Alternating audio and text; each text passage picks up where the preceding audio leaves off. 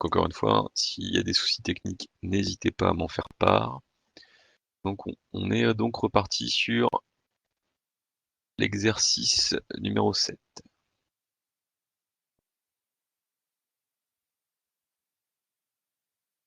Alors on avait fait le premier, si je me rappelle bien. Donc le premier, c'est-à-dire la première application de R3 dans R, était une application qui à la fois été linéaire et atterrissait dans le corps de base. Je rappelle simplement que dans ce genre de cas, on est face à ce qu'on appelle une forme linéaire. On avait montré que cette forme linéaire était surjective sans être injective. D'accord? Alors, on va regarder un petit peu ce que ça donne maintenant pour la deuxième. Donc, dans la deuxième, on se place donc ici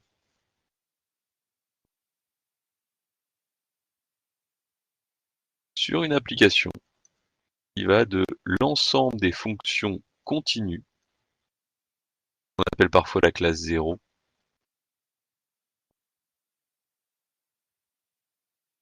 de 0,1 dans R. Donc, si on regarde bien, et là il faut faire attention, hein, parce qu'on est typiquement sur quelque chose qui, si on n'y prend pas garde, peut nous réserver des surprises. L'objet ici de cette application, ce ne sont pas des réels. D'accord? L'objet de cette application, ce sont des fonctions. D'accord? Votre espace de départ ici, qu'on pourrait appeler E, par analogie à ce qu'on a fait dans le cours. Une fois, en algèbre, il est important de vous rattacher au cours, mais il est aussi important d'être capable de le contextualiser. Donc ce E et ce F sont de nature très différente. Dit autrement, on prend en entrée une application qui est continue, de 0,1 dans R, et on ressort en sortie un simple scalaire. Et ce scalaire ici, quel est-il? Il est défini. Donc pour tout G appartenant à E, il est défini par le fait que l'image de cette application G, c'est son intégrale entre 0 et 1. Alors, au passage, on vérifie que c'est bien possible du coup de l'intégrer. Donc c'est possible de l'intégrer parce que la fonction elle est continue. D'accord? Donc à partir de là, la première chose, on doit déjà déterminer s'il s'agit d'une application linéaire ou pas. Donc, pour ce faire, il faut repartir encore une fois à la caractérisation. Donc la caractérisation des applications linéaires, c'est on est une application linéaire si on part d'un espace vectoriel pour aller dans un espace vectoriel. Alors ici, notez que E et F sont bien des espaces vectoriels. En l'occurrence, ce sont des espaces vectoriels dans le corps R. Et l'idée, c'est de savoir, est-ce qu'elle est linéaire? Autrement dit, encore une fois, la linéarité, c'est l'image des combinaisons linéaires est égale à la combinaison linéaire des images. Alors, ce qu'on va faire, on va donc prendre ici deux scalaires, ici deux réels, et on va prendre deux éléments de E. Prendre par exemple G et H. Donc même dans cette simple écriture, on fait attention de bien comprendre ce qu'on est en train d'écrire. Autrement dit, ici, on manipule d'un côté des scalaires, de l'autre côté des applications. Et on va en prendre les images. Une image, une combinaison linéaire de ceci. Alors l'image de la combinaison linéaire, pareil, pour bien montrer que vous avez compris, commencez par écrire ceci, ce qui vous amène du coup à prendre l'intégrale entre 0 et 1 de lambda g plus mu h, ici de t, dt. D'accord? Mis sous cette forme-là, pour l'instant, c'est bien uniquement l'intégrale de la fonction lambda g plus mu h. Ensuite, on peut voir ce qu'on fait avec ça.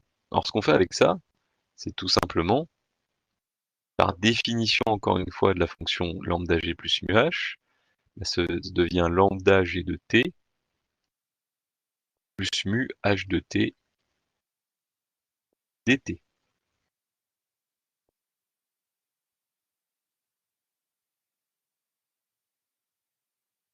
Mais ceci est aussi égal à la combinaison linéaire, finalement, des intégrales.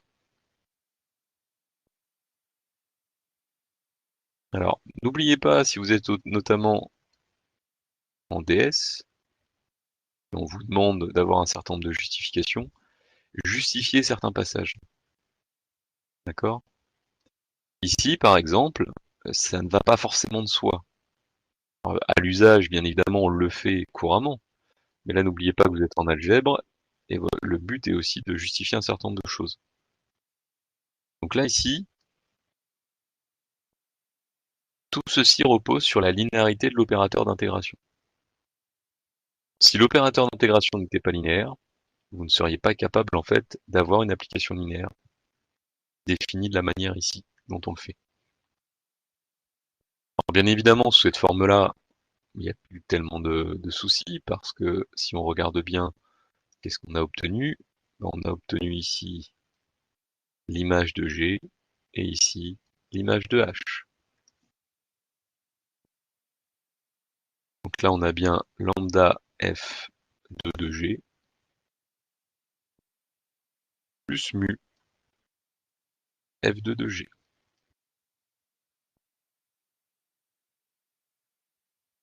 D'accord? Donc encore une fois, n'hésitez pas à préciser pourquoi est-ce que vous avez le droit de faire ceci. Alors, une fois que vous avez fait ça, vous avez donc bien montré que l'image de la combinaison linéaire ici, parce que je rappelle, hein, si vous voulez essayer parfois de mieux subdiviser votre raisonnement, vous avez bien montré ici que quand vous faisiez l'image par f2 de votre combinaison linéaire, vous obteniez la combinaison linéaire des images par f2.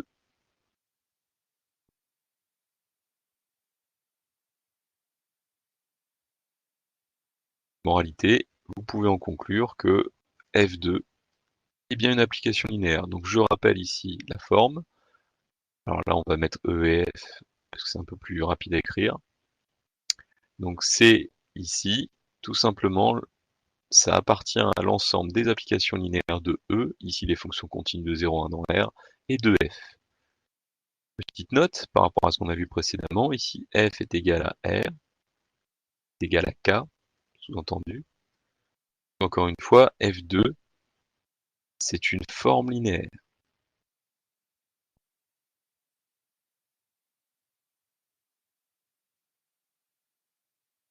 D'accord? Alors une autre manière d'écrire les choses, c'est d'écrire que, toujours dans cette remarque-là, que L de E dans F, ici, ça devient à ce moment-là E étoile. Ce qu'on appelle le dual. Mais bon, ça c'est une petite remarque. Je la mets à part. Donc la forme linéaire, je rappelle, c'est simplement quand l'application linéaire atterrit dans le corps. Voilà. Et non pas dans un autre espace vectoriel quelconque.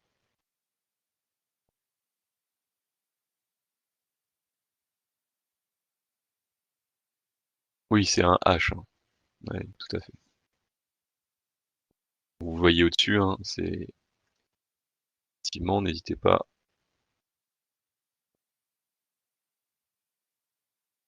Encore une fois, il n'y a pas d'invention. À partir de là, vous devez obtenir ce que vous deviez obtenir. C'est bon pour tout le monde? Donc voilà pour la première étape. Alors je rappelle, ça ce n'est que l'étape de détermination, encore une fois, du fait que ce soit une application linéaire. Je répète au passage que je ne veux pas voir uniquement f2 de lambda g, ou seulement f2 de g plus h.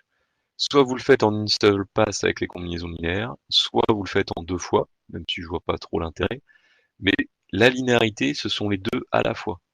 Si vous ne montrez que la moitié, finalement vous ne montrez pas grand-chose. D'accord?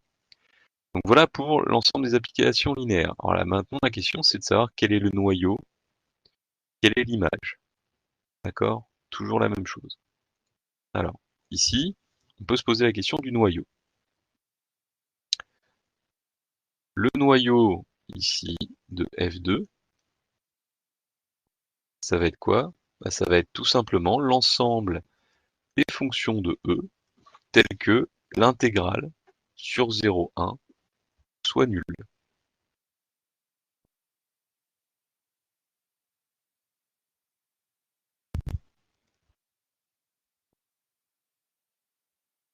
Alors ceci, c'est bien un espace vectoriel.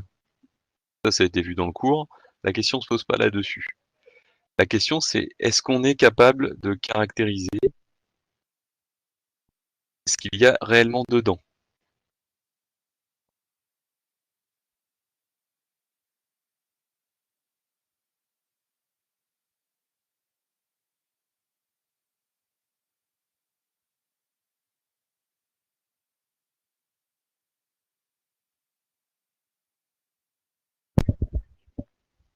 Alors, à votre avis, comment est-ce qu'on peut caractériser ce noyau? Qu'est-ce qu'il y a dedans?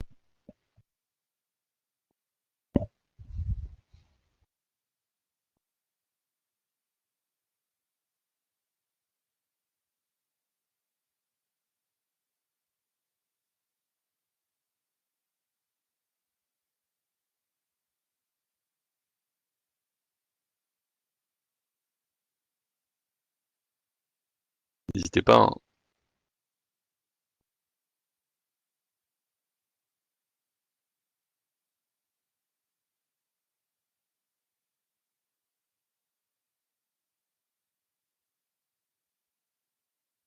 Alors, il y a plusieurs propositions.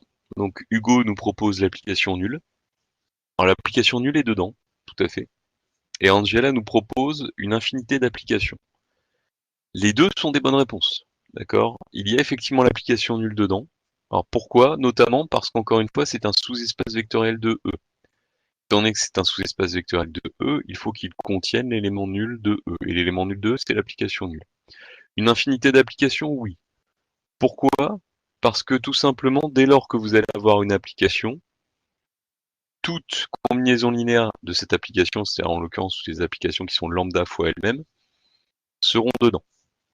Alors la question c'est est-ce qu'on peut la caractériser un petit peu plus ou pas, cette infinité? Ce que je rappelle, ce qui va nous intéresser en fait, c'est véritablement de pouvoir, quand on le peut, caractériser ici ce qu'il y a dedans. Je vais quand même prendre, noter vos remarques. Donc effectivement, 0,2 appartient bien au noyau.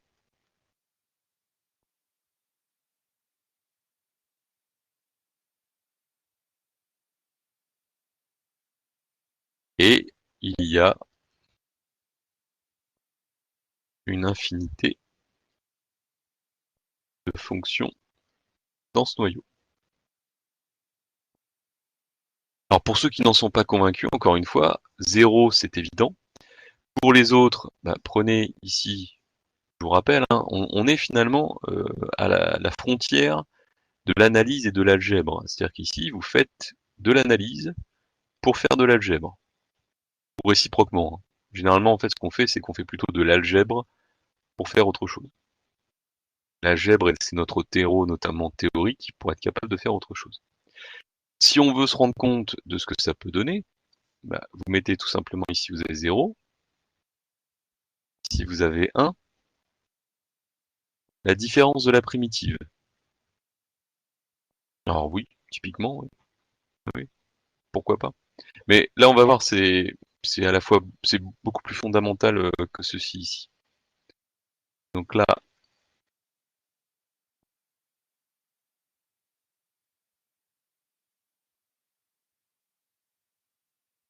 si on regarde un petit peu, on se rappelle quand même que l'intégrale d'une fonction, c'est tout simplement l'aire sous la courbe, pour une fonction d'une variable. On verra que c'est un peu plus compliqué pour les fonctions de plusieurs variables. Donc autrement dit, si on cherche dans ce noyau des fonctions dont l'intégrale sur 0,1 vaut 0, alors effectivement 0 c'est la plus évidente, c'est celle que je peux tracer ici, et je la trace là, elle vaut 0 tout le temps, autrement dit il n'y a pas d'aire sous la courbe, ça fait 0. Sinon, pour construire n'importe quelle fonction, bah, il s'agit simplement de faire en sorte que l'aire prise positivement soit égale à l'aire prise négativement. Alors pour ce faire, il y a plein de moyens de le faire. Imaginons ici que je crée une fonction de ce type-là.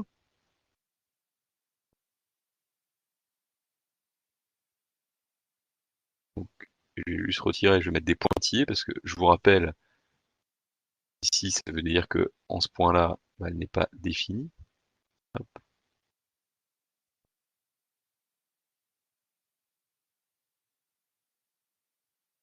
Voilà. Donc si vous avez ceci, par exemple, là, ici, vous avez accès à, en vert, une fonction. Alors si on met la même valeur, bien évidemment, là, on peut décider que ça va être, admettons, 1. Vous en êtes forcément à l'échelle. Et ici, moins 1. Vous avez une fonction qui est d'intégrale nulle. Pourquoi? Parce que, toujours, hein, c'est des choses que vous connaissez. Là, vous avez une aire prise positivement, et vous avez la même aire prise négativement.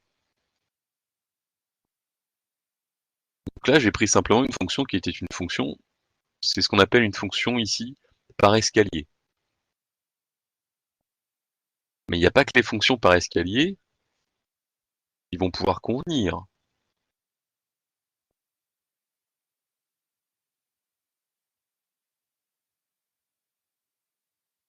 Je peux très bien, par exemple, définir une fonction qui est une fonction de type quoi? Si vous deviez construire une fonction continue et dérivable d'intégrale nulle sur 0,1, prendriez quoi?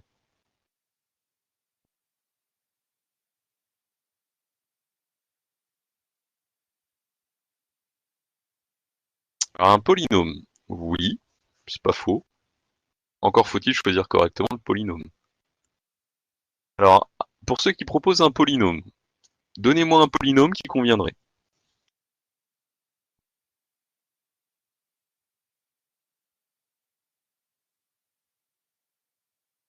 Alors Léo, sinus de 1, ça ne fait pas 0. Là, ici, on est sur 0,1, donc il faudra voir ce que ça donne. Et le 0,5 n'a pas lieu d'être ici. Mais c'est une bonne idée, hein. Donc, on va mettre tout ce que vous proposez en direct. On va le mettre un petit peu en forme. Donc les fonctions par escalier, c'est une première possibilité. D'accord? Donc là, on a dit les fonctions par escalier. Fonctions par escalier convenablement choisies.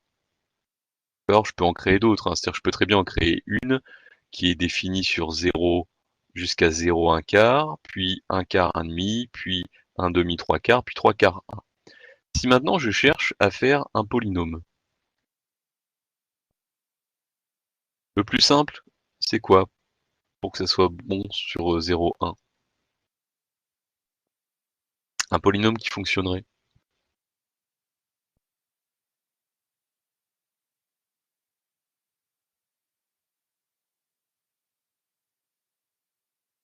X moins 0,5. Alors, si je fais X moins 0,5, je suis comme ça. Est-ce que c'est bon pour tout le monde?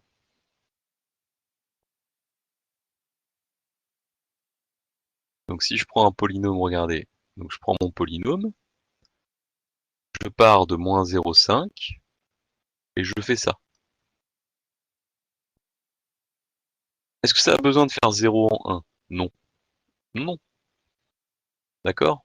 Nous, ce qu'on cherche, encore une fois, c'est pas le fait que ça s'annule en 0 et s'annule en 1, c'est le fait ici que typiquement l'intégrale soit nulle. Et cette intégrale, elle est bien nulle.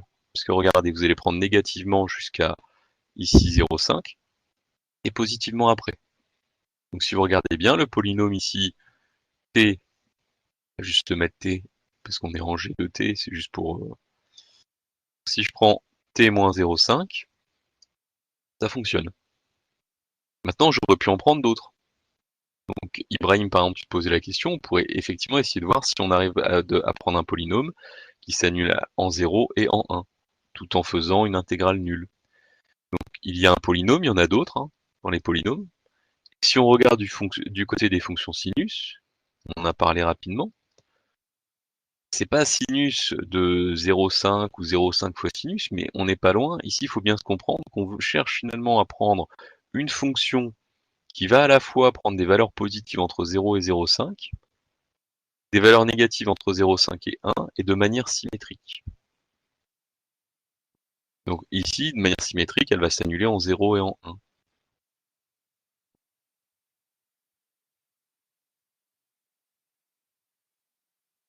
Donc typiquement, on peut prendre sinus pi fois t. D'accord? Ça, c'était le polynôme. Si je regarde le sinus pi fois t, alors je vais le faire à la main, hein. Donc ici, ouais, attendez, non, c'est pas pi fois t, faut que j'augmente justement ça. Je reviens dessus, hein. Donc, nous, on va prendre sinus. Donc, nous, si on prend sinus pi fois t, on va seulement obtenir ceci, une sorte de grosse cloche. Nous, on veut obtenir ceci. Donc, on veut quelque chose qui va s'annuler aussi en 0,5. D'accord? Moralité, qu'est-ce qu'on peut prendre? On peut prendre sinus de 2pi fois t. Sinus de 2pi fois t en 1 quart, ça va être égal à 1. En 3 quarts, ça va être égal à moins 1. Ça va être égal à 0 en 0, en 0,5 et en 1.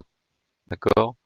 Et à ce titre-là, alors je le fais à la main, hein, je suis désolé, hop, vous allez avoir un comportement à peu près, oups, éviter d'effacer ce qu'on a mis précédemment, à peu près de ce type-là. Voilà.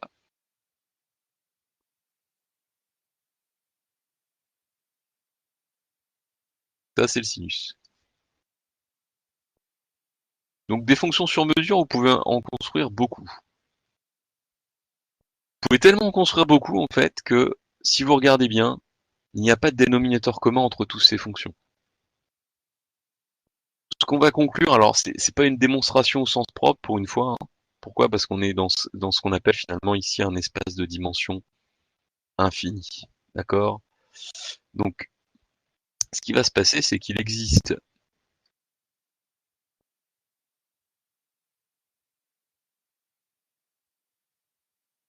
et là c'est pas non seulement une infinité de fonctions, mais il existe une infinité de familles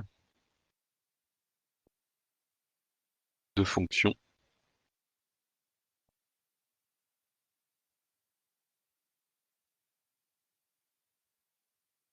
permettant d'obtenir une intégrale nulle.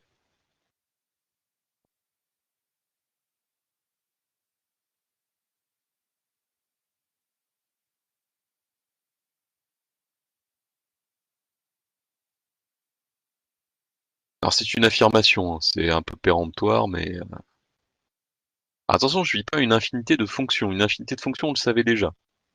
D'accord? Parce que si je prends la fonction verte, encore une fois, je prends 0,5 fois la fonction verte, 10 000 fois la fonction verte, ça fait encore une fonction qui satisfait à ce qu'on a. Alors, si on veut tourner ça un petit peu, ce qui va nous intéresser surtout, autrement dit,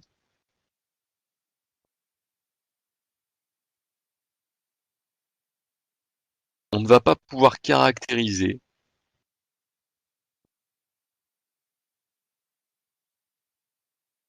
les fonctions d'intégrale nulle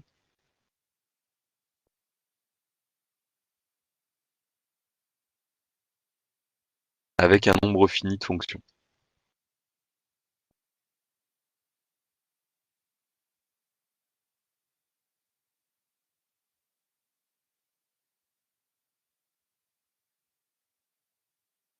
Alors pourquoi c'est important de dire ça?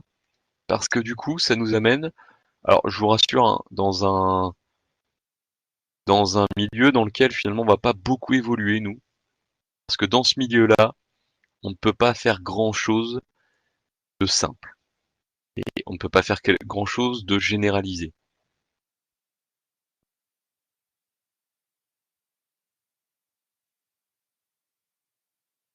Qu'est-ce que ça nous dit?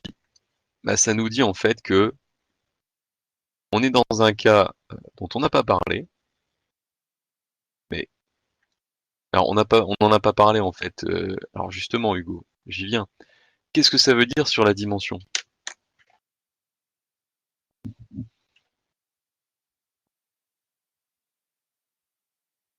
C'est une conclusion, c'est direct par rapport à ce que je viens de dire. Elle est infinie, tout à fait, exactement. Donc ici, on est dans le cas où votre Ker de F2 est de dimension infinie. Alors petite remarque, dans ce cas-là, on l'écrit en toutes lettres. On n'écrira pas dim de Ker de F2 est égal à l'infini. De la même manière, on ne peut pas utiliser le théorème du rang dans ces cas-là. D'accord? Alors pourquoi est-ce qu'on ne peut pas utiliser le théorème du rang? Ici, E est aussi de dimension infinie.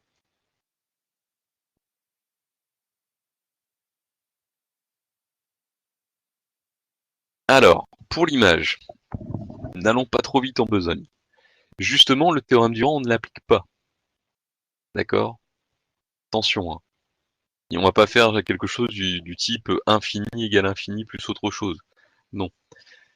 Donc, première remarque, ici, on a une dimension infinie. C'est-à-dire que par rapport au reste de la question, pour le curve de F2, on ne fournit pas de base. On ne peut pas fournir de base, plus précisément. Alors notez ici, même c'est plus compliqué que ça, c'est que si on rentrait, c'est un peu comme pour une infinité d'éléments.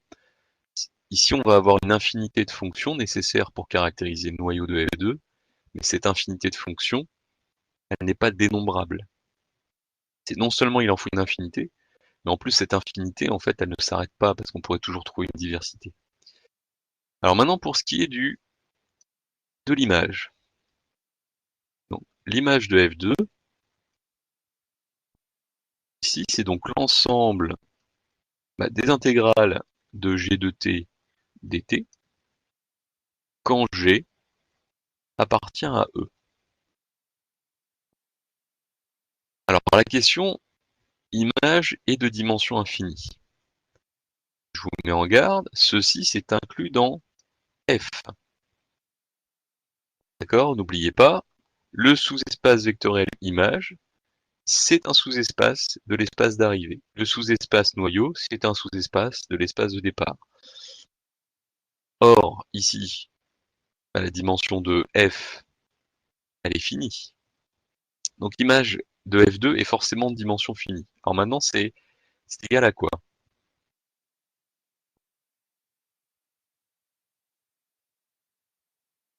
Alors, pour vous en rendre compte, là, on va faire un tout petit raisonnement. Cette dimension de F2 est inclue dans F.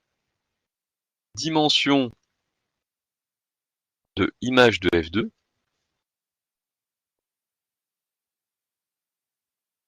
c'est donc égal ici à ce qu'on appelle le rang de F2. Et ça veut dire qu'à ce moment-là, c'est inférieur ou égal à la dimension de F qui est égale à 1. Moralité, j'ai le rang ici de F2 qui appartient à l'ensemble entier 0, 1. Donc c'est soit 0, soit 1. Avant de répondre justement à la question de Melvin, qu'est-ce que ça implique, chacune de ces possibilités?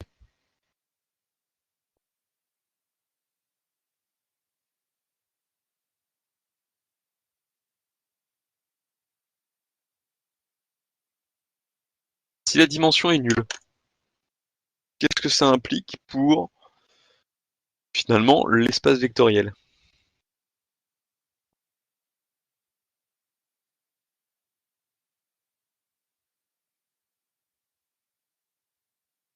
Ah oui, Raphaël, mais on va y aller encore une fois, hein, il faut le justifier.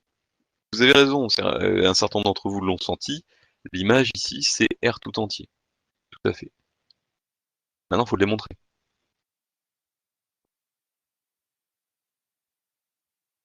Alors, dim de R est égal à 1, oui, oui, oui. Mais pour l'instant, vous n'avez rien démontré.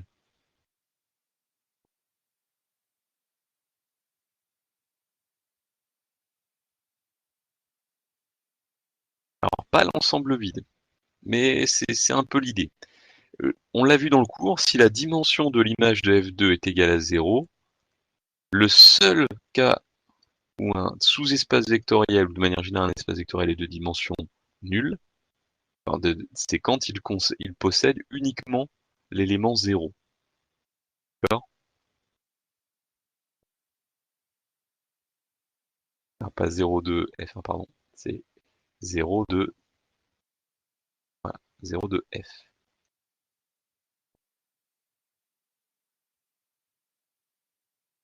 C'est le seul cas de figure. D'accord? Mais si j'écris ceci, ça veut dire que je ne suis capable, en fait, avec F2, de n'avoir que 0 comme valeur en sortie. Prenez simplement or intégrale, prenez la fonction constante, intégrale de 1 dt, 0, 1, égale à 1. Donc, là, vous avez aussi 1 qui appartient à l'image de F2. Là, ici, j'ai fait quoi? J'ai fait ce qui s'apparente à un raisonnement par l'absurde, quelque part. Donc je viens de montrer comme ça que je ne peux pas avoir une dimension nulle pour l'image. Et comme j'ai que deux cas de figure, c'est ce qui est ici, comme j'ai deux cas de figure possibles, bah nécessairement c'est le complémentaire. D'accord? Encore une fois, hein, des fois j'essaye de changer les raisonnements parce que c'est important que vous continuiez à manipuler vos raisonnements d'argumentation. Donc moralité ici, dimension de l'image de F2, bah c'est égal à 1. Or, si je mets ici, c'est égal à 1, c'est égal à la dimension de F. Et ici, on a bien image de F2 qui est inclus dans F. Et ça, je vous rappelle, depuis peu de temps, vous savez que quand vous avez ici l'égalité des dimensions et l'inclusion de deux espaces vectoriels, ça suffit à montrer qu'on a égalité des deux.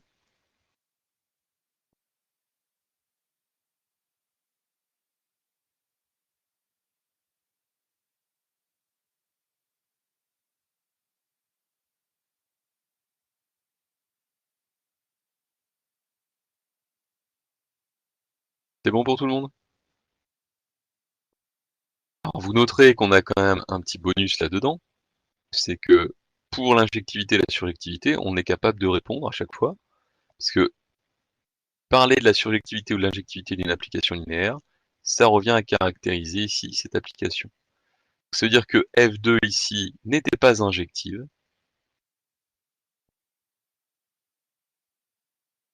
mais effectivement, F2 est bien surjective.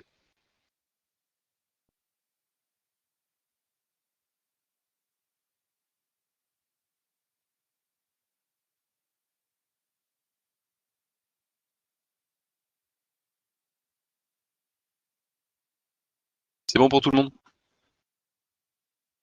Donc vous voyez, on prend le temps de faire les choses parce que c'est la première fois qu'on s'attaque réellement à des applications sur des ensembles, donc des espaces vectoriels différents et avec des cas de figure différents.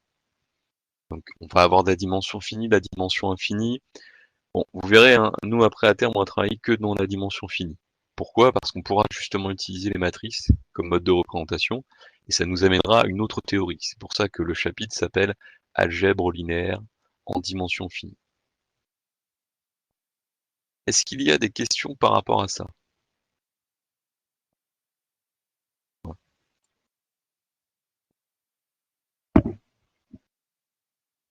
Et s'il y a des questions, je vais vous laisser les formuler.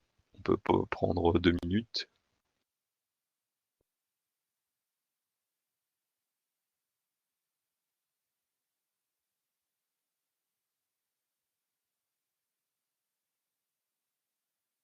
Bah, écoutez, ça a l'air d'être globalement clair, en tout cas pour ceux qui ont répondu. Mais encore une fois, hein, c'est pas parce que vous ne saisissez pas votre chance ici que vous ne pouvez plus poser de questions. Encore une fois, c'est toujours ouvert. C'est le but de ces séances, C'est véritablement à la fois de faire les choses ensemble et de pouvoir vous donner la possibilité de réagir. Donc je vous propose de passer à l'exercice suivant, enfin pas à l'exercice suivant, à l'application suivante. Donc l'application suivante, elle, n'est pas une forme linéaire dans tous les cas, parce qu'on part d'un espace de dimension qui n'est pas, enfin, d'un espace qui n'est pas le corps, et on n'arrive pas dans un espace qui est le corps. Donc F3 ici est défini de R carré dans R cube. Effectivement, elle est définie de telle sorte que pour un élément xy, on lui associe un élément x plus y, x moins 2y et 1. Donc même question que les précédentes, hein. La question est de savoir, est-ce qu'on est en présence d'une application linéaire? Et si oui, on va caractériser son noyau et son image. Alors je rappelle, un caractériser, c'est un mot important. Alors, la plupart du temps, on précisera ce que ça sous-entend, mais caractériser, c'est comme le mot expliciter. Expliciter, c'est pas juste donner la définition du noyau de l'image, c'est être capable d'identifier ce qu'il y a dedans.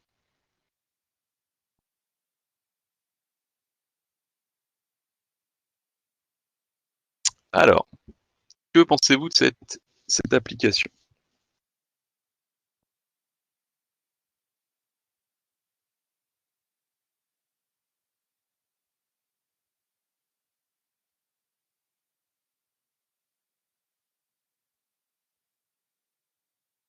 Dites-moi.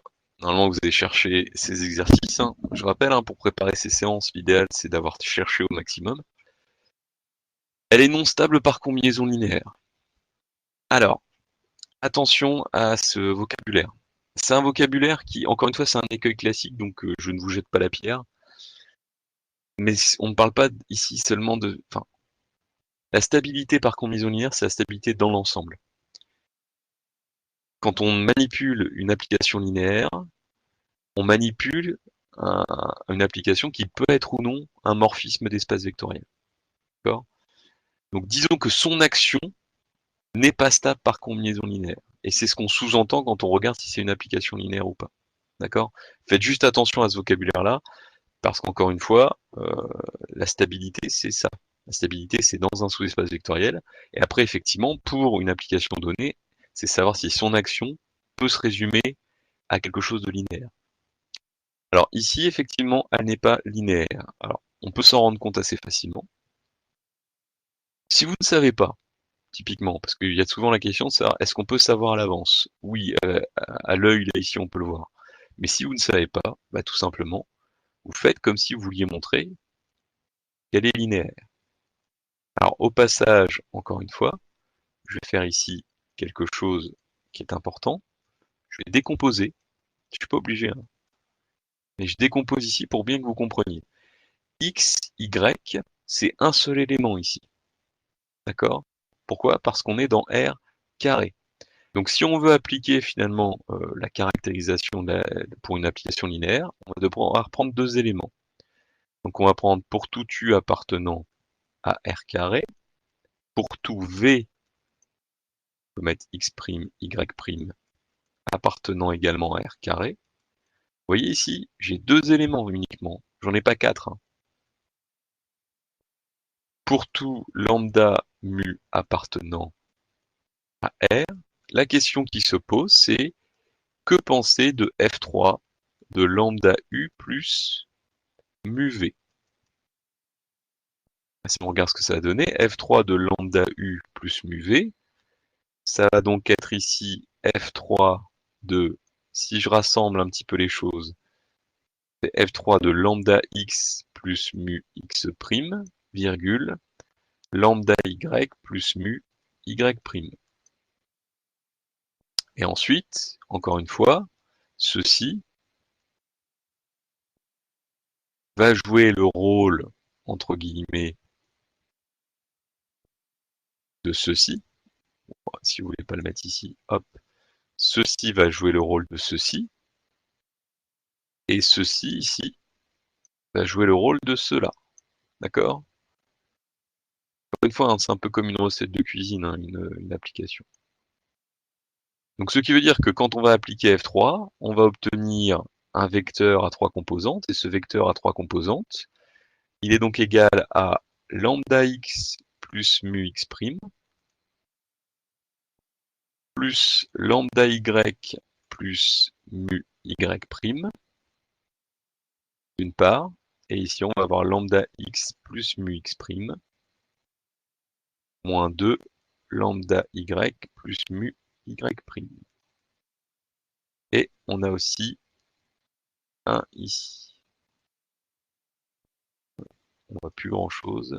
Hop. On va essayer juste d'écrire un peu plus petit.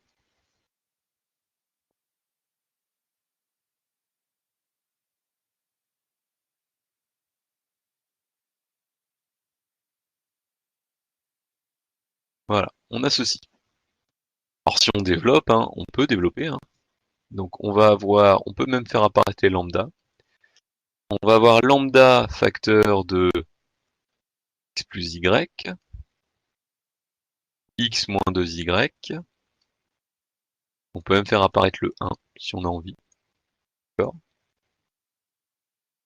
On peut de la même manière faire apparaître x' plus y', x' moins 2y'.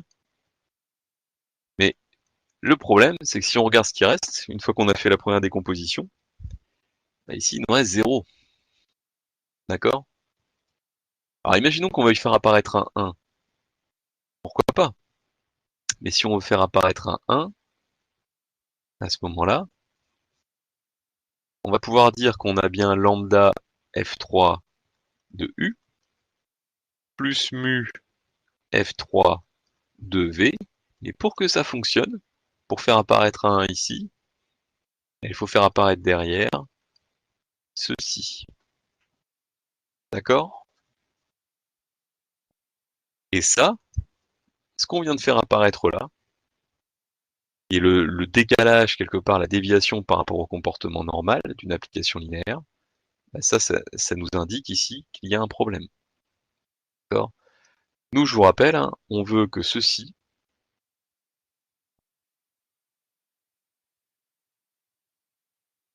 ce qu'on a là,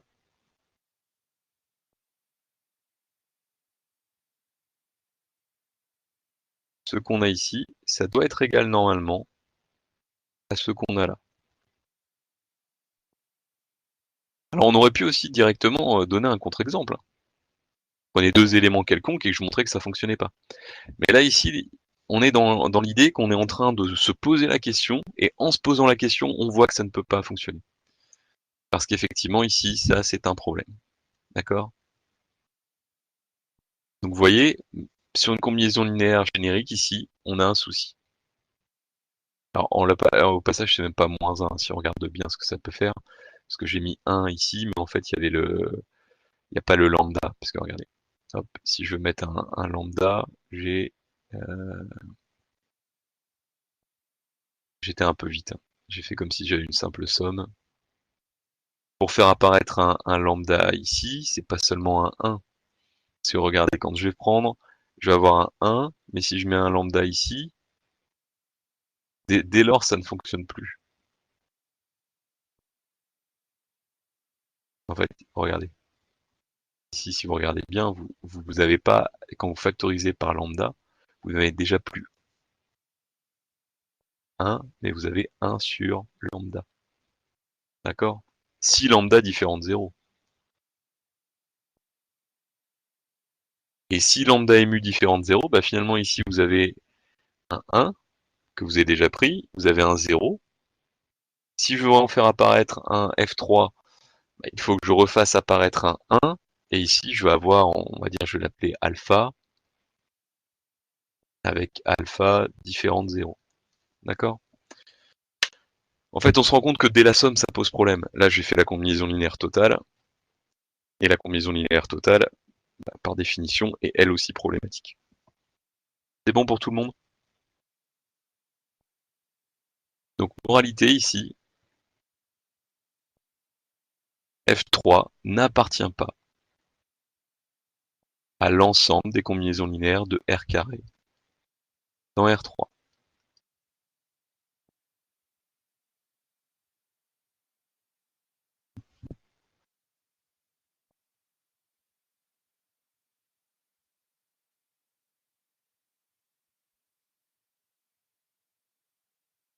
C'est bon pour tout le monde? Donc bien évidemment, si ça appartient pas à l'ensemble des combinaisons linéaires, enfin à l'ensemble des applications linéaires, on ne va pas plus loin.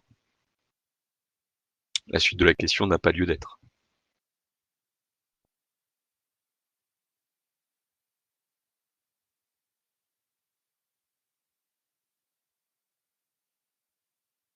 Allez, on continue, s'il n'y a pas de questions.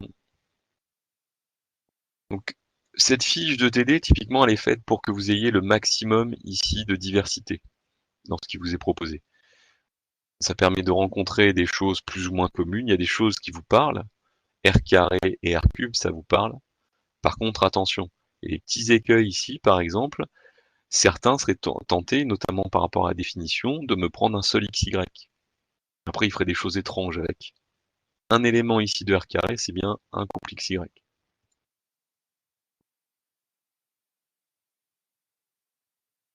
Allez, on va s'intéresser maintenant à une autre application et on va faire apparaître, pour changer un petit peu, on va faire apparaître une matrice.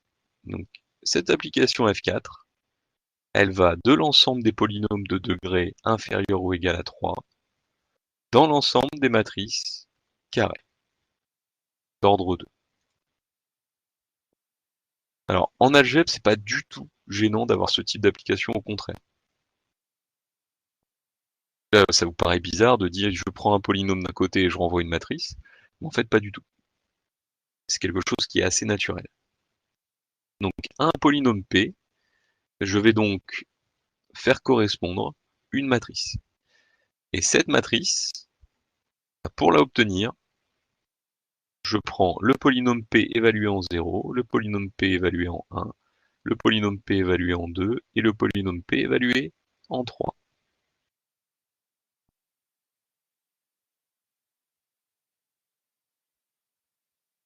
C'est bon pour tout le monde? Donc, encore une fois, posez les choses correctement, calmement, et vous verrez, il n'y a pas de souci particulier. Donc voilà pour cette application. Donc, qu'est-ce qu'on fait à partir de ça?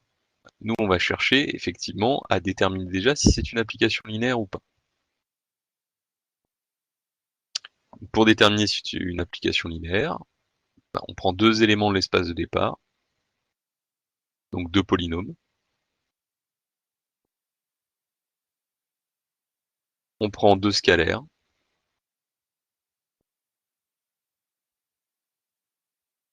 Et on va tout simplement faire F4 de lambda P plus mu fois Q. Pareil, hein, ne vous dites pas c'est compliqué, non, c'est pas compliqué. Les écritures peuvent être en algèbre un petit peu lourdes parfois, mais encore une fois, chaque étape, si vous la comprenez, chaque étape a sa place. Donc vous écrivez. Hein. Alors pareil, c'est important en algèbre de d'écrire ce qui est nécessaire. Surtout selon l'état dans lequel vous vous situez. Donc, si vous êtes en algèbre 2 par exemple, où on vous demande de justifier beaucoup de choses, il faut le justifier. Si vous êtes maintenant en algèbre 3 ou 4, en deuxième année, ça peut justifier par une simple ligne. Hein. Mais bon, même en deuxième année, on vous demanderait de quand même justifier que ceci est une application linéaire. Donc voilà typiquement l'image ici par F4 de lambda P plus mu fois Q. Alors, toujours, hein, on fait ça normalement plusieurs fois, histoire de bien montrer ce que ça donne. Ici, on utilise le simple fait que quand on évalue un polynôme somme, c'est la somme des polynômes, etc. Finalement, on a une linéarité de l'évaluation.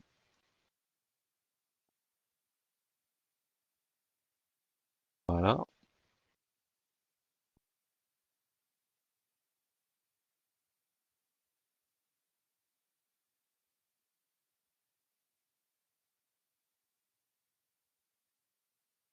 Et ensuite, vous pouvez quand même développer. Là, si vous regardez bien, vous avez quoi? Vous avez effectivement chacune des composantes, c'est une combinaison linéaire du polynôme P et du polynôme Q évalués en la même valeur. Donc, par linéarité ici, tout simplement dans les matrices, là vous n'avez même pas besoin de le préciser, vous allez avoir lambda P0, P1, P2, P3, plus mu, Q0, Q1, Q2, 3. Et effectivement, chacun de ces termes, c'est bien l'image par F4, soit de P, soit de Q.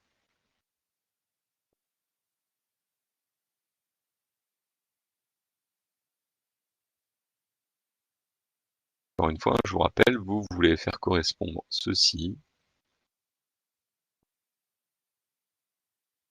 avec cela.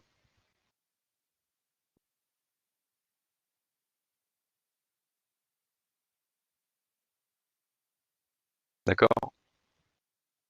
Alors, une petite remarque. Ça vaut quand on fait les choses en présentiel, au sens où vous avez un DS en temps limité sur table, mais ça vaudra aussi quand vous ferez un DS en temps limité à rendre. Quand vous avez ce genre de choses à faire, si je vous demande par exemple de rendre une copie numérique, faites-le directement sur votre feuille. D'accord? N'essayez pas, en fait, de passer par un brouillon sur lequel vous allez écrire toutes ces choses-là. Autant que ce soit directement sur la feuille. Quand c'est fait directement, ça prend pas trop de temps, c'est largement acceptable, parce que vous avez les points derrière notamment. Si par contre vous faites ça en double, tiens, vous avez écrit tout ce que je viens d'écrire là sur votre brouillon, puis vous le recopiez finalement sur votre copie, là ça n'a plus de sens d'un point de vue d'efficacité. D'accord? Donc bon, c'est des choses que normalement vous connaissez, mais il faut bien comprendre encore une fois qu'un brouillon, ça reste un brouillon.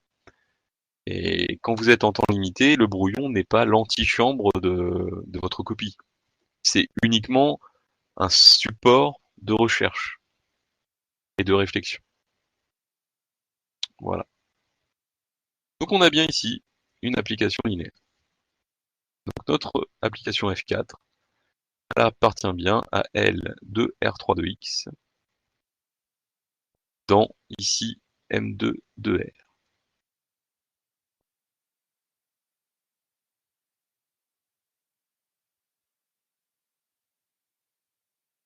Alors, à partir de là, la question qui se pose, c'est comment caractériser le noyau et l'image. Donc on va commencer par le noyau. Donc première étape, quand vous écrivez les choses, finalement, quand on vous demande d'étudier le noyau, contextualiser.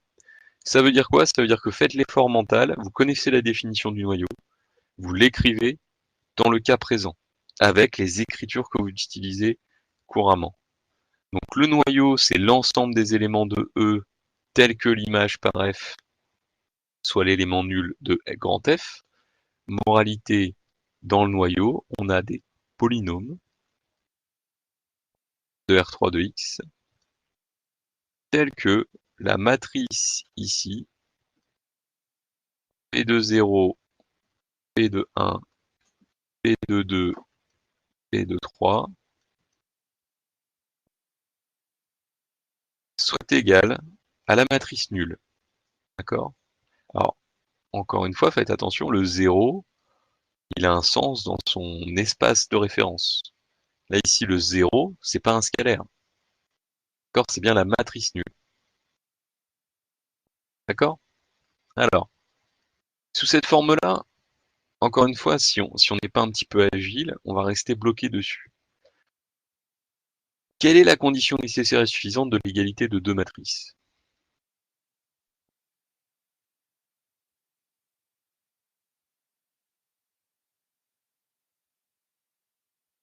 Tout à fait. Vous voyez, ça, c'est des réflexes que vous devez avoir. Vous voyez deux matrices égales, notamment avec des choses un peu inconnues dedans. Égalité des coefficients. Donc, moralité, P appartient à R3 de X, à ce moment-là, c'est l'ensemble des P de R3 de X, tel que on est P de 0 qui soit égal à 0,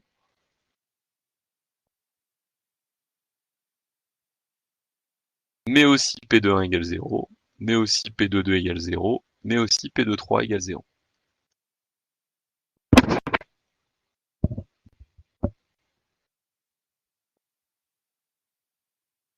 Vous voyez, à partir du moment où vous l'écrivez comme ça, vous sortez de la simple définition du noyau pour arriver à l'utilisation déjà de la nature de P, qui est ici un polynôme. Alors qu'est-ce qu'on fait ensuite?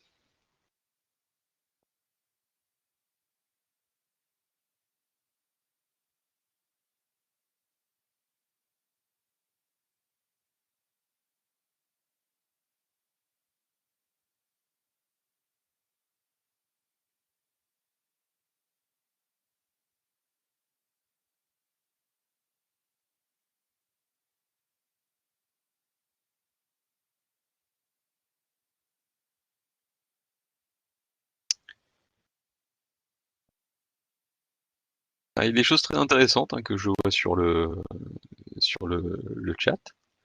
Alors, effectivement, on peut le voir tout un tas de manières, regarde.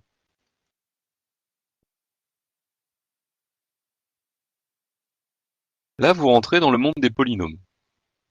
Alors Angela, on va voir pourquoi tu as pu avoir quelques soucis.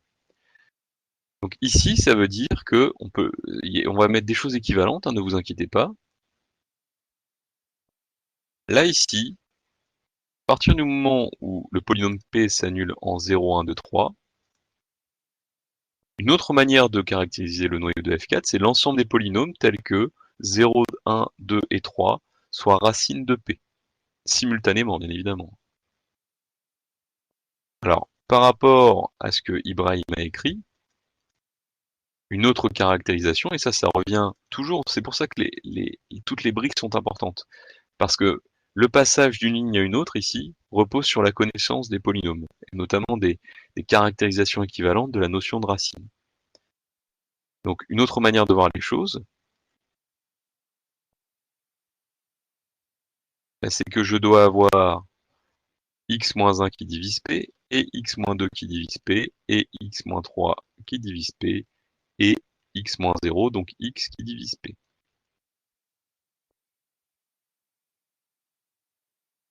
Ça m'amène encore à quelque chose de nouveau. Ça m'amène au fait ici que je devrais avoir ici tout simplement x fois x-1 fois x-2 fois x-3 qui divise p. Alors pourquoi c'est une équivalence? Pourquoi ça mène à une égalité d'ensemble? Parce que les polynômes x, x-1, x-2, x-3 sont premiers entre eux. Sinon, c'est pas vrai. D'accord? Donc ça correspond à la forme qu'est trouvée Ibrahim. Donc il a trouvé que P devait être de la forme un polynôme fois ceci. Alors pourquoi est-ce que ça pose problème? Et pourquoi est-ce qu'Angela n'a peut-être pas réussi finalement à obtenir quelque chose?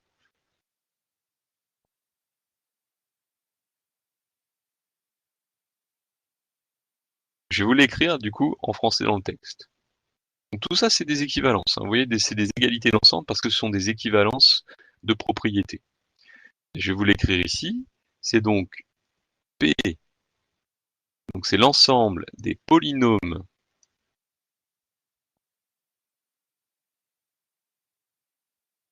de degré inférieur ou égal à 3, admettant 4 racines qui sont 0, 1, 2 et 3.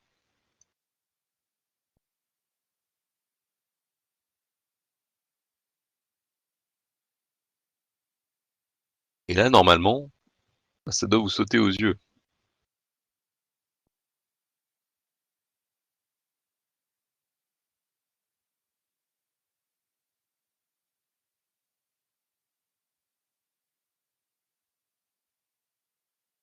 Alors, c'est pas que non, c'est pas impossible. Attention.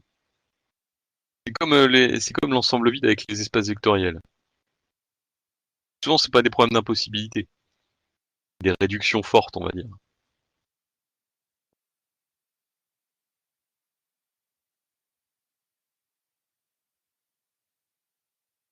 C'est tout simplement le polynôme nul. Donc c'est pas que c'est impossible, il y en a un qui vérifie ceci, d'accord? Mais il y en a un seul. Pour avoir un degré inférieur ou égal à 3 en admettant plus de racines que son degré,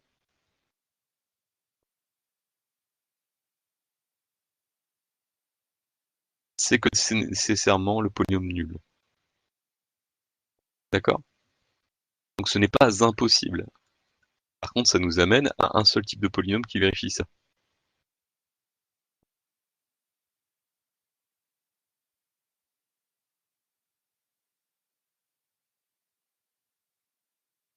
D'accord? Donc voilà un raisonnement simple qui vous amène directement à ce qu'est le noyau de F4. Et ici, bon, je joue un peu avec les différentes caractérisations, ça nous fait réviser. Mais vous voyez que j'ai même pas eu besoin de sortir finalement des calculs. Je me suis basé sur la nature de l'objet que je manipule, donc du vecteur de E, qui est un polynôme, pour ensuite savoir à quelles conditions ça peut être possible ou non. Donc, si on récapitule, on a le noyau ici de F4 qui est donc égal, je vais le réécrire là, qui est égal à 0 de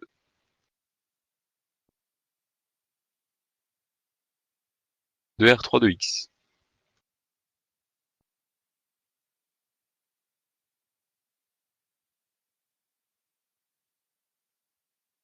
Moralité, qu'est-ce que vous pouvez dire de l'application F4? Tout à fait, d'accord? Ça, je vous rappelle, c'est la caractérisation qu'on a vue, hein. Cette caractérisation qu'on avait vue, elle était valable, typiquement, dans les espaces de dimension déjà quelconque. Ici, on a F4 qui est injective. L'injectivité, c'est le fait de ne voir dans le noyau que l'élément nul de l'espace de départ, bien évidemment. En fait, attention, hein, il y a des éléments nuls qui se promènent partout, hein. Donc dans l'injectivité, il faut que le noyau soit réduit à l'élément nul de l'espace de départ. Et dans la définition de ce qu'est le noyau, c'est les éléments de l'espace de départ, tels que l'image soit l'élément nul dans l'espace d'arrivée. C'est pour ça qu'il faut prendre l'habitude de manipuler ces notions. Plus vous les manipulez, moins vous risquez de les confondre. Alors maintenant, pour l'image de F4. Qu'est-ce que vous en pensez?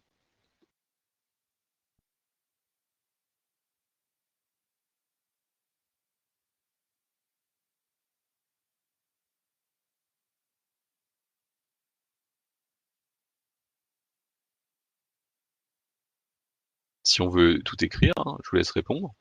Mais encore une fois, c'est l'ensemble des P de 0, P de 2, P de 1, P de 3, lorsque vous avez P qui parcourt R3 de X tout entier.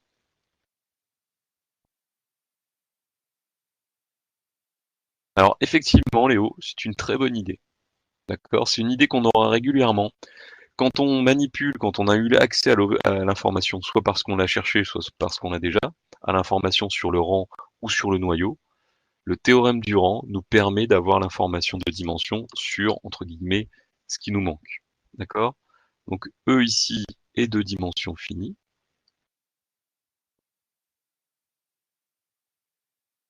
Donc on va utiliser le théorème du rang. Donc je rappelle simplement, il faut que E soit de dimension finie. Donc, par exemple, dans le cas qu'on a fait ici précédemment, avec les fonctions continues, ça ne fonctionnait pas. Alors, que nous dit le théorème du rang? On va le réécrire. Le théorème du rang, je vous le rappelle, si vous l'avez oublié, ou s'il est en cours d'assimilation, nous dit que la dimension de l'espace de départ est égale à la dimension du noyau de l'application plus la dimension de l'image de l'application. Cette dimension de l'image, c'est ce qu'on appelle le rang, ce qui a donné son nom au théorème du rang. D'accord? Nous, ça nous permet quoi? Ça nous permet d'avoir que la dimension de l'image de F4, c'est égal à la dimension de E moins la dimension du noyau, Alors la dimension 2, c'est quoi? Ça, vous le savez hein, maintenant.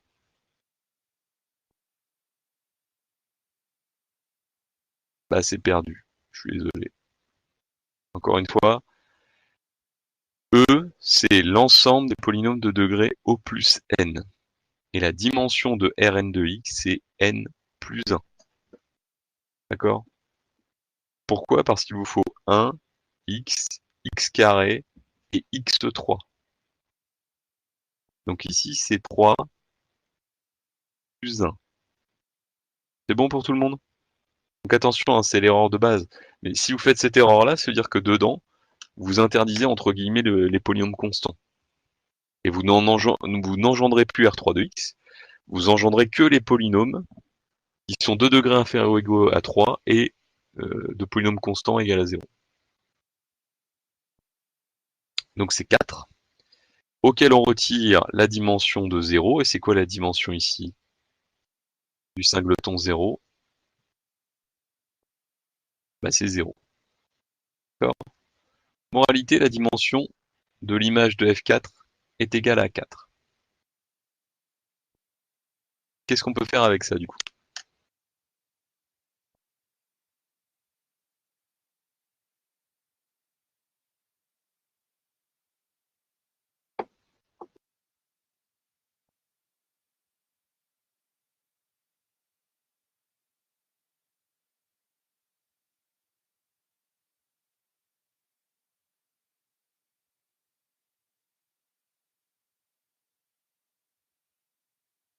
Alors, encore une fois, le but c'est de caractériser l'image de f4. Alors, Thomas et Adrien, oui, effectivement, ce que vous dites est vrai, l'un comme l'autre. Mais attention, il faut le montrer. Ici, vous êtes dans un milieu où l'algèbre, c'est un milieu où l'intuition ne suffit pas. Elle est importante, mais l'intuition ne démontre rien. Donc on va faire les choses correctement. Et faire les choses correctement, on peut le faire tout simplement comme je vais le faire ici. L'image de f4, elle appartient par définition à M2, enfin elle appartient au sens elle est inclue, dans M2 de R. Mais si on compare leurs dimensions, donc on a dit que la dimension de l'image de f4 c'était égal à 4, d'après le théorème Durand, mais 4 c'est aussi 2 au carré. Et 2 au carré, c'est la dimension de M2 de R. Et ça notamment, c'est pour ça que vous devez apprendre votre cours, parce que ça vous le savez depuis la dernière fois. Moralité, si vous regardez bien, on a un espace vectoriel qui est inclus dans un autre, et les deux ont même dimension. Qu'est-ce que ça nous apporte comme information?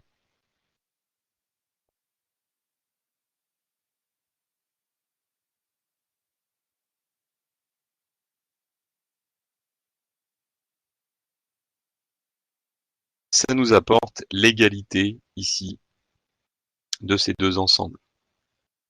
D'accord? Donc je rappelle, l'égalité des dimensions, voilà, l'égalité, tout à fait Robin. L'égalité des dimensions nous évite d'avoir à montrer, finalement, la double inclusion. Et surtout, cette inclusion est évidente, l'autre ne l'est pas.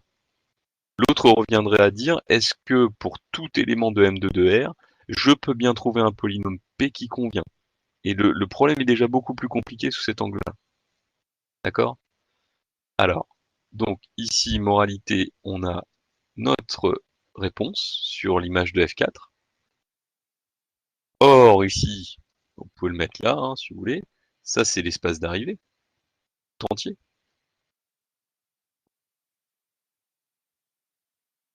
Donc effectivement, comme l'ont dit vos camarades, on a le fait que F4 est du coup surjective. Et comme F4 était déjà injective, on a ici une application qui est surjective.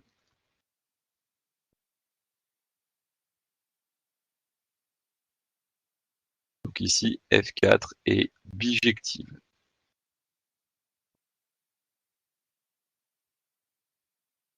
D'accord? Alors, une application linéaire bijective, donc ça veut dire que F4 est un isomorphisme de R3 de X vers M2 de R. Donc isomorphisme, c'est le mélange entre iso, qui caractérise la bijectivité, et morphisme, qui caractérise l'application linéaire. D'accord? Est-ce qu'on avait parlé d'espace isomorphe la fois d'avant, en cours? Ou est-ce qu'on s'était arrêté un petit peu avant? Je crois qu'on s'était arrêté avant, si je me rappelle bien. On avait dû présenter avant tout le théorème Durand.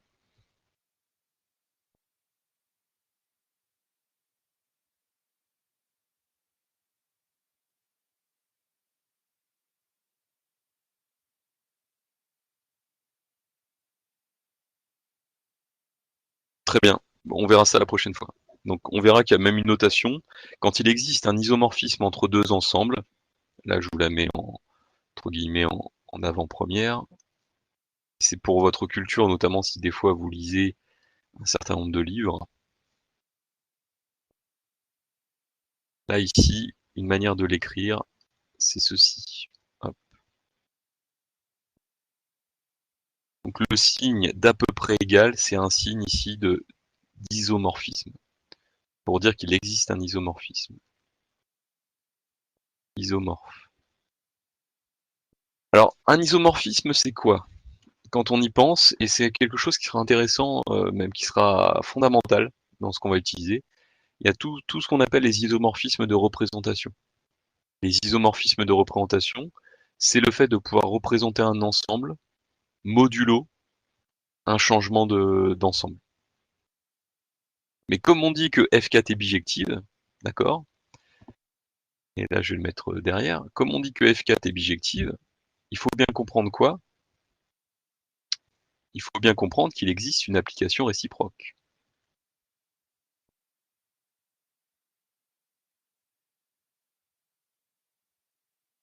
Donc il existe F-1. F-1 à ce moment-là sera une application linéaire non plus de R3 de X dans M2 de R, mais de M2 de R dans R3 de X.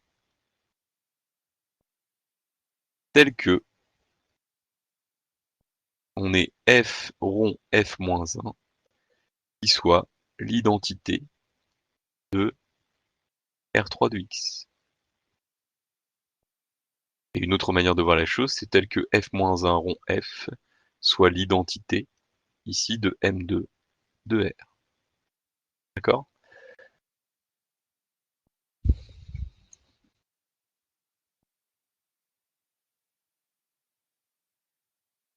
Alors, moi je vous proposerai de le chercher chez vous. D'accord? C'est d'expliciter F-1. Donc F-1, si vous avez compris, vous partez de M2 de R pour aller dans R3 de X. Et donc, pour une matrice A, B, C, D, à une matrice A, B, C, D, vous allez associer un polynôme P. D'accord?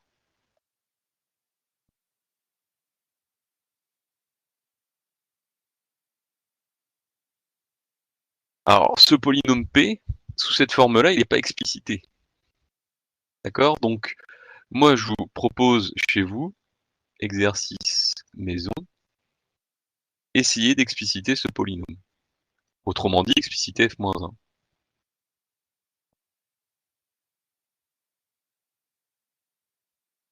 Ça revient à expliciter f-1 de A, B, C, D.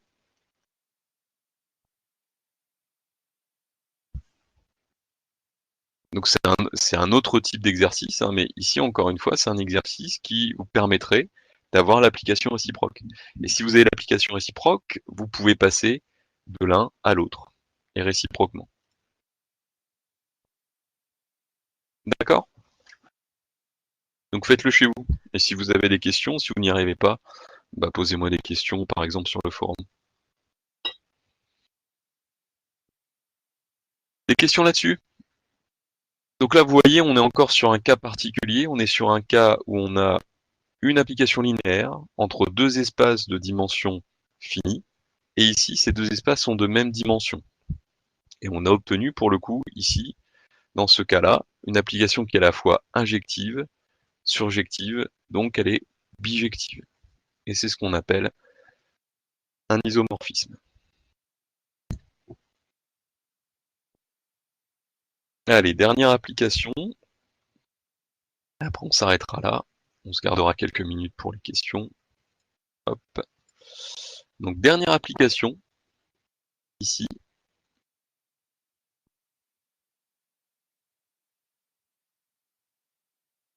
Petit e, on considère l'application F5 qui va de R carré dans R et qui a un élément XY de R carré associe X carré moins Y carré.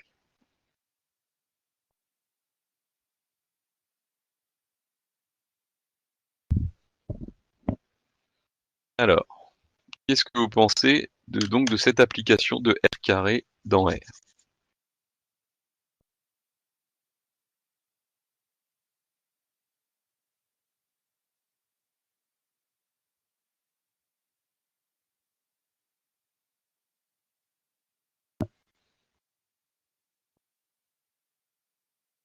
Donc encore une fois, tout le monde, hein, n'hésitez pas à participer, hein.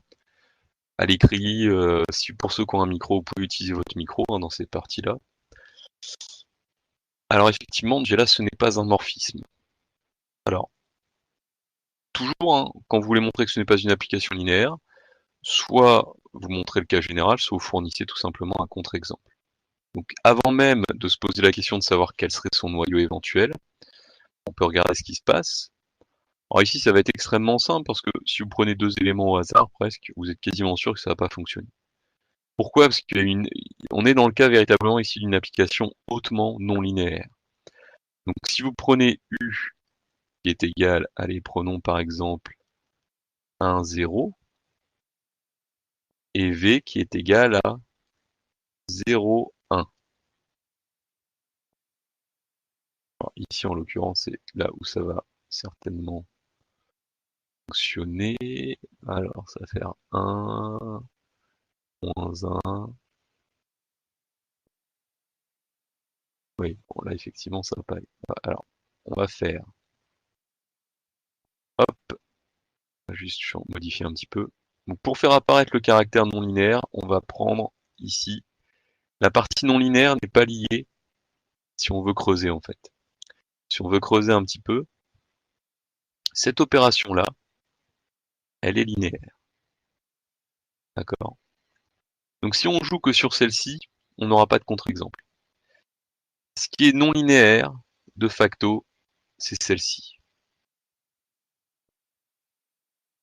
D'accord? C'est le fait de multiplier y par lui-même. Donc si on prend que 1, il ne va rien se passer de spécial. Donc prenons simplement ici, on va prendre tout simplement 1 et 2. Alors, hop. Donc prenons ici, par exemple, 1 et 2, et ici 2 et 1. Et voyons ce que ça peut donner. D'accord? Si je fais U plus V, c'est donc égal à 3, 3. Si je fais f de U plus V, ça me fait donc 9 moins 9, ça fait 0. Maintenant, si je fais f de U plus f de V, donc c'est là où on voit que c'est très différent, parce que f de U, ça va donc être égal à 1 moins 4, d'accord, moins, pas plus, pardon, ici, 4 moins 1.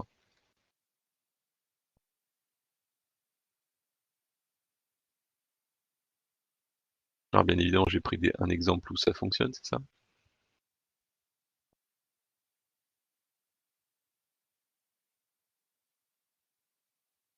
Oh, j'ai pris un exemple où ça fonctionne. Bon. On va plutôt partir sur la forme générale. Ah oui, des fois, quand on veut aller au plus simple, finalement, on arrive sur la nécessité de prendre des exemples qui finalement sont pas si évidents que ça. On va faire apparaître la contradiction directe et ça sera tout aussi. Voilà. Allez. Donc, on va même avoir ici l'information de à quel endroit est-ce que ça pose problème. Donc, je vous rappelle, vous faites f de lambda u plus mu v. Ça vous fait donc f5 de lambda x plus mu x prime, lambda y plus mu y prime. Ce qui nous amène à, ici, faire le carré du premier terme, moins le carré du deuxième terme.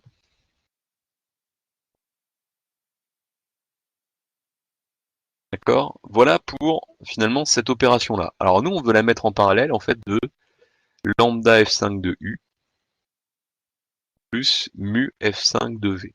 Et ce qui est intéressant quand vous mettez les deux en face, c'est que vous allez voir finalement la part qui est linéaire de la part qui ne l'est pas. Donc celle-ci est relativement simple, c'est simplement lambda facteur de x carré moins y carré d'une part, plus mu facteur de x prime carré moins y prime carré d'autre part. Quand on regarde ce qui se passe quand nous on va faire l'image de la combinaison linéaire, bah ici, il y a plusieurs termes qui vont finalement ne pas être linéaires. Première remarque, ce lambda ici, bah, vous allez avoir un lambda carré qui va apparaître. D'accord? Parce qu'on va avoir un lambda carré x carré, plus lambda mu ici avec un 2 x prime, plus mu carré x prime carré, moins lambda carré y carré, etc. Donc moins dans 2 lambda mu x, pardon, y prime, et ici moins mu carré y prime carré. Donc si on regarde ce qu'il y a dedans, il y a un certain nombre de choses qui ressemblent. Alors, qu'est-ce qui apparaît bien? Qu'est-ce qui est commun? Bah, ce x carré ici, qu'on retrouve là. On a ici ce y prime carré, etc. Ça, c'est les facteurs de ressemblance, si on va par là. Les facteurs d'écart, eux, bah, c'est tout simplement, regardez, il y a celui-ci, le carré, ça ne va pas, ça ne va pas, ça ne va pas, ça ne va pas, et ce qui ne va pas non plus, bah, c'est tout ça. D'accord? Ce terme-là qui arrive en plus. Donc ici, on a une application qui n'est pas linéaire.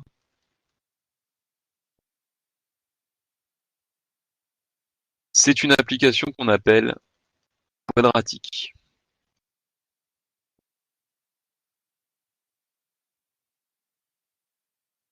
Alors, je ne vais pas mettre une implication parce que sinon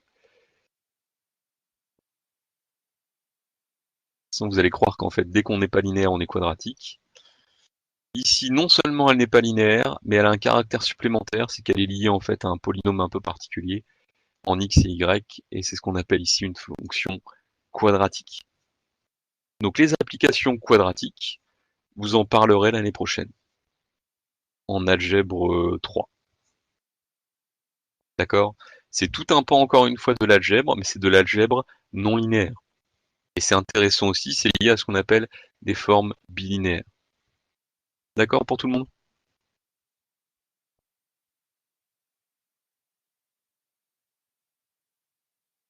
Est-ce qu'il y a des questions par rapport à tout ce qu'on a vu ce matin?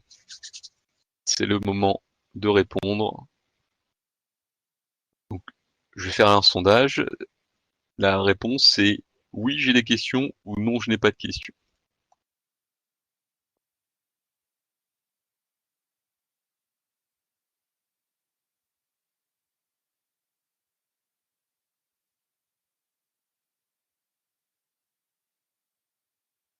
Bon, bah écoutez, la grande majorité apparemment n'a pas de questions. Je peux prendre une question quand même avant. Alors, qu'est-ce que c'est quadratique? C'est tout simplement une autre caractérisation possible d'une application. On connaît les applications linéaires qu'on a définies ensemble. Il y a un autre pan de l'algèbre qui s'appelle l'algèbre non linéaire, qui est lié justement à ce qu'on appelle les formes quadratiques. Donc quadratique, c'est, si on reprend l'étymologie, c'est lié au carré. D'accord? Dans ce quadratique, en fait, vous avez du carré. Si on regarde bien là ici, cette racine-là,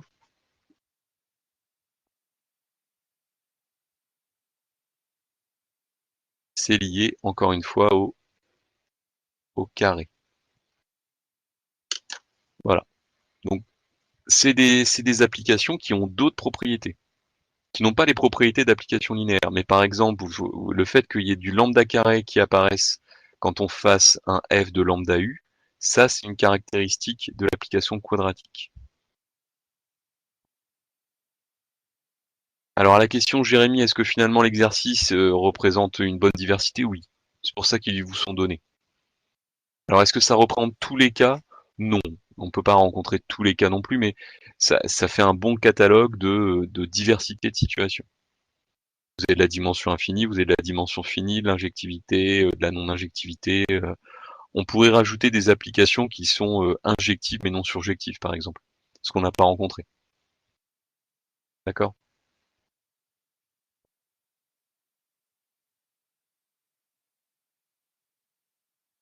Dernière question.